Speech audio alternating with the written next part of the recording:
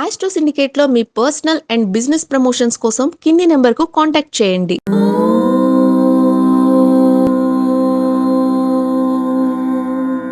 నమస్తే, నేను మీ కిరణ్ శర్మ. ఈరోజు ఒక 2-3 విషయాల ప్రస్తావన కోసం మీ ముందుకు వచ్చాను. నేను 21వ తేదీ మహాళయ అమావాస్య ఉంది.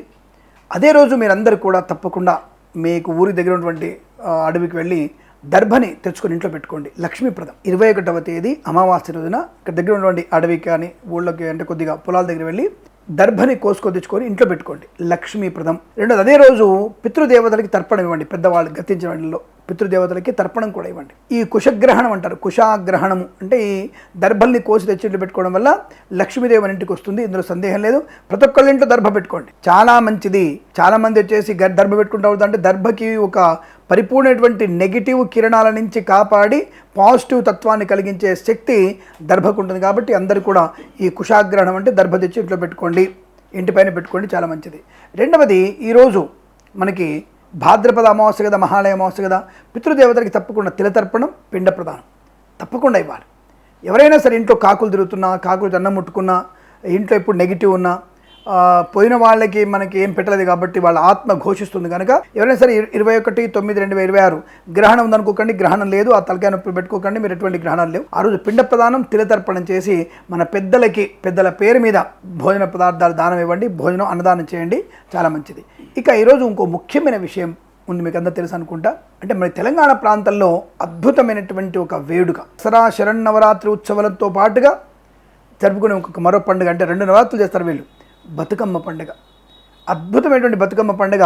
ఈ అమావాస్య రోజునే ఎంగిలి పువ్వు బతుకమ్మ అంటారు. ఎంగిలి చిన్న గౌరమ్మని చేసి ఎంగిలి పువ్వు అని పెడతారు అమ్మవారికి. అమావాస్య రోజున గౌరమ్మని స్థాపన చేసుకుంటారు. ఇప్పుడు ఈ అమ్మవారు మనకి భాద్రపద మాసంలో గణపతిని తయారు చేయడానికి తన యొక్క అభ్యంగన సాధించేటప్పుడు ఒంటికి పూసినటువంటి సుగంధ పరిమళ ద్రవ్యాలని కూడా తీసి ఒక గౌరవం చేస్తుంది, పసుపు ముద్దని. అలాగే మనము ఈ అమావాస్య రోజున గౌరీ గణపతి చేసుకుని ఎంగిలి పువ్వు బతుకమ్మగా ఒక పుష్పం వేసేసి ఆ అమ్మవారిని ఆవాహనం చెప్పాలి ఈరోజే. అంటే సంప్రదాయంలో విశేషంగా గ్రామ దేవతలు అంటే అందరూ దేవాలయానికి వెళ్లకుండా రజాకార్ల మూమెంట్లో ఇతరత్ర దౌర్భాగ్యులైనటువంటి అనేక అరాచకాల తోడుగా ఎవరు వెళ్ళి వాళ్ళ పూజలు చేసుకోలేక ఇబ్బంది పడుతున్నప్పుడు ఆ గ్రామాల్లోనే ఒక పసుపు గౌరవం చేసుకొని ఒక చెట్టు మొద్దుకి పసుపు రాసి ఒక రాయికి పసుపు రాసి ఆవిడే గౌరమ్మ మనకి అని చెప్పేసి అమ్మవారిని పిలుచుకొని అమ్మవారి యొక్క స్తోత్రాలు పాడుతూ ఈ యొక్క అరాచక శక్తుల యొక్క ఆటలు కట్టించినటువంటి మనోధైర్యం నింపినటువంటి ఒక జానపద పండగ అని చెప్తాది. ఈ జానపద పండుగ విస్తృతమైనటువంటి బలాన్ని కలిగి ఉంటుంది. అసలు అందరినీ ఒక తాటి మీద తీసుకొచ్చేసి ఈ రాచరిక అంటే రజాకారుల యొక్క పరిపాలనని కూలదోసింది, కూకటి వేళతో సహా కూల్చేసింది. అది కూడా ఈ బతుకమ్మ పండుగ కారణం. ఈ బతుకమ్మని గౌరీదేవి కొలుస్తారు. అంటే శరన్నవరాత్రి ఉత్సవాలు లాంటివే.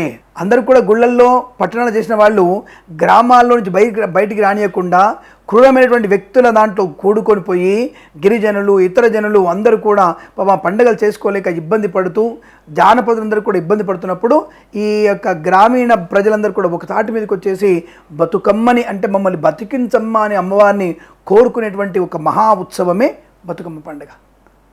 కాబట్టి మీరందరూ కూడా ఈరోజు అమావాస్య మొదలుకొని ఎంగిలిపు బతుకమ్మ చేసి పాడ్యమి నుంచి 9 రోజుల పండుగకు కొంతమంది చాలామంది ఏంటంటే నవమి రోజు అమ్మవారిని ఎట్లా పంపిస్తారు మీరు, అష్టమి రోజు ఉద్వాసం చెప్పమని కొంతమంది దశమి రోజు అమ్మవారిని పూజించి పంపమని కొంతమంది, ఇలా వారి ఆచారాన్ని బట్టి చేస్తుంటారు. దీనికి ఎక్కడ శాస్త్ర ప్రమాణం లేదు.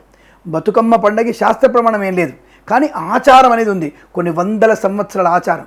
ఎలా అంటే మనకి బాలగంగాధర తిలక్ గారు గణపతి నవరాత్రి ఉత్సవాలు ప్రారంభం చేసినట్టుగానే ఇక్కడ గిరిజనులు తమకు తాము ఒక దేవతని గౌరీ దేవతని బతుకమ్మని అంటే వాళ్ళ బతుకు చల్లగా ఉండడానికి బతుకమ్మ అనేటువంటి పేరుతో చేసినటువంటి ఒక అమ్మవారు. వాళ్ళ దగ్గర పూలు ఉంటాయి కదా బాగా, వాళ్ళ ఆ పూలని గౌరీదేవిలాగా ఇలా అలంకరిస్తారు, గౌరమ్మలాగా. దాని పేరే గౌరమ్మ. ఆ మధ్యలో గౌరమ్మని పెట్టి చిట్టి గౌరమ్మ పుట్టి గౌరమ్మ అని చెప్పేసి పూజలు చేస్తూ చుట్టూ అమ్మవారికి పదాలతో అంటే మాటల పదాలతో గీతాలతో అమ్మవారిని ఉత్సవం జరిపేది. అంటే అమ్మవారు కూడా స్తోత్ర ప్రియుడు. అమ్మవారి స్తోత్రాలు అంటే ప్రియ అమ్మవారికి. కాబట్టి అటువంటి స్తోత్రాలు అంట వాళ్ళ పాటల ద్వారా అమ్మవారిని కొలుస్తూ వారి కొంగు బంగారమై ఆ బతుకమ్మ తల్లి అనుగ్రహాన్ని పొందుకుంటే బతుకమ్మ అంటే గౌరీదేవి పూజ అని అర్థం.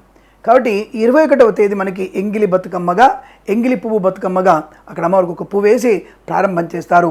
ఇక రేపటి నుంచి అంటే 22వ తేదీ నుంచి శరన్నవరాత్రి ఉత్సవాలు ప్రారంభం. ఆ ఉత్సవాలతో పాటుగా గౌరమ్మ వ్రతాలు కూడా ప్రారంభమై అంగరంగ వైభవంగా తెలుగింటి ఆడపిల్లలందరూ ఆడుకునేటువంటి అద్భుతమైనటువంటి ఆట తీరు, ఆ యొక్క పండుగ చూసి తీరాల్సిందే మనం. ఆ పండుగ అంటేనే విశేషం. ఆ పండుగను చూసి తన్మయించి ఆనందపడాల్సింది మనం. అటువంటి పండుగలో పాలు పంచుకుని అందరూ కూడా సుఖ సంతోషాలు పొందాలని కోరుకుంటూ, ఈరోజు పితృదేవత అనుగ్రహాన్ని పొందాలని కోరుకుంటూ, ఇంటికి దర్భ సమానమైనటువంటి దర్భని కుశం తెచ్చుకొని, అంటే కుశలు అంటారు, వాటిని తీసుకొచ్చి ఇంట్లో పెట్టుకోవడం వల్ల మంచి జరుగుతుంది. ఈ విషయం 10 మందికి షేర్ చేయండి, 10 మందికి చెప్పండి.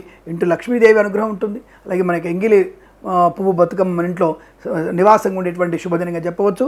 శుభమస్తు. నమస్కారం. మరొక విషయంతో మళ్ళీ కలుసుకుందాం. ప్రేమతో మీ కిరణ్ శర్మ.